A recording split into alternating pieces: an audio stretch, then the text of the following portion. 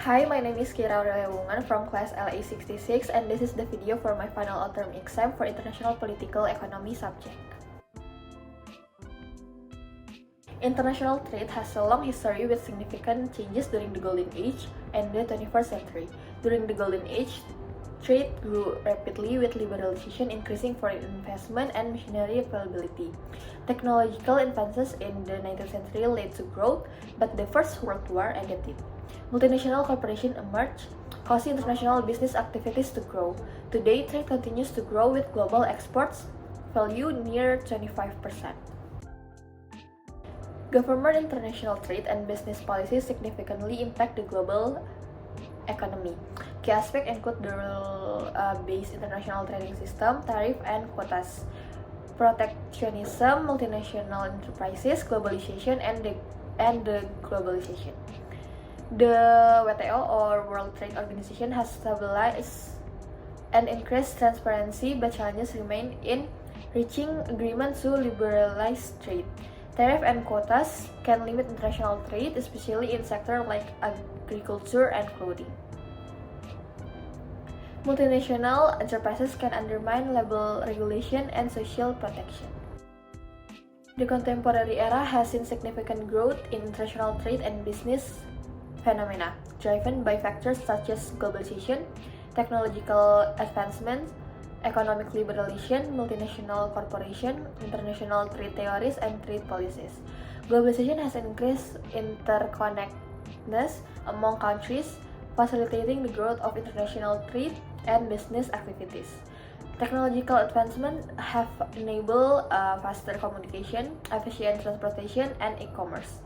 Economic liberalization has reduced trade barriers, while multinational corporations have expanded international business activities. Government trade policies have had both positive and negative impact on the global economy.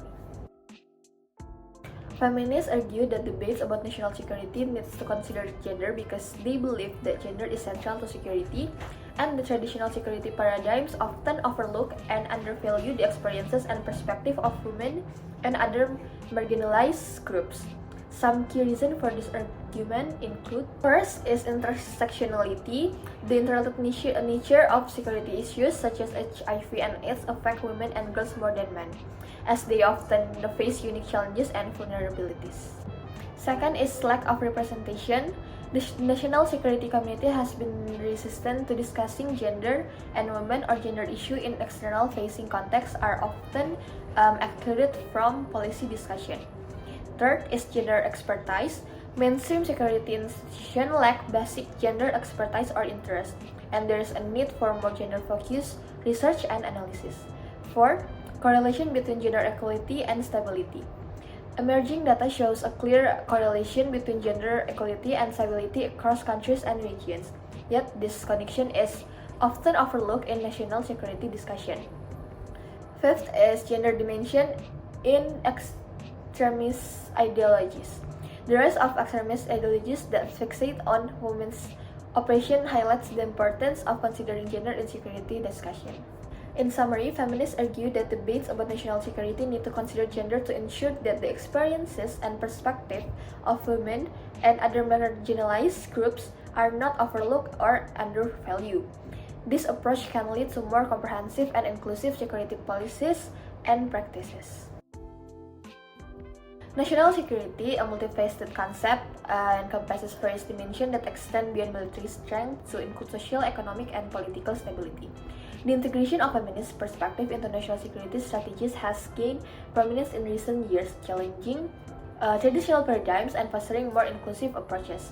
This video explores how India and Israel, two diverse nations with unique geopolitical challenges, have incorporated feminist perspective into their national security strategies. India navigating tradition and change. India's national security landscape is shaped by a rich cultural history and complex regional dynamics. Traditionally, the military and defense sectors in India have been male-dominated. However, recent years have witnessed a growing recognition of the importance of women in shaping and implementing national security policies. For India's military and gender integration, India has taken strides to integrate women into its armed forces, breaking gender barriers. Initiatives such as the induction of women fighter pilots and the opening of combat roles demonstrate a shift toward more inclusive security practices.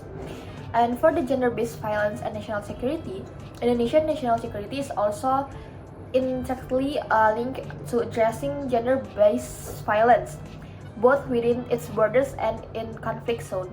A feminist perspective emphasizes the need to tackle issues such as sexual violence and discrimination as integral component of national security strategy. Israel, the intersection of security and diversity. Israel's security concerns are unique given its geopolitical situation in the Middle East.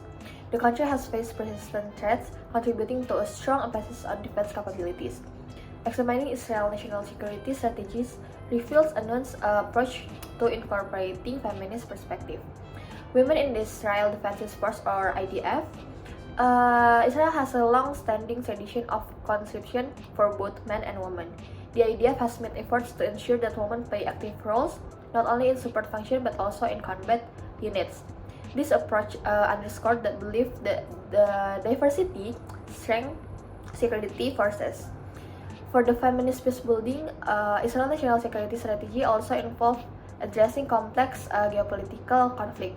Feminist peace-building initiative involving women in diplomatic process and conflict resolution highlight the importance of diverse perspective in fostering lasting peace. Common themes and challenges. Intersectionality. Both India and Israel recognize the importance of intersectionality in national security.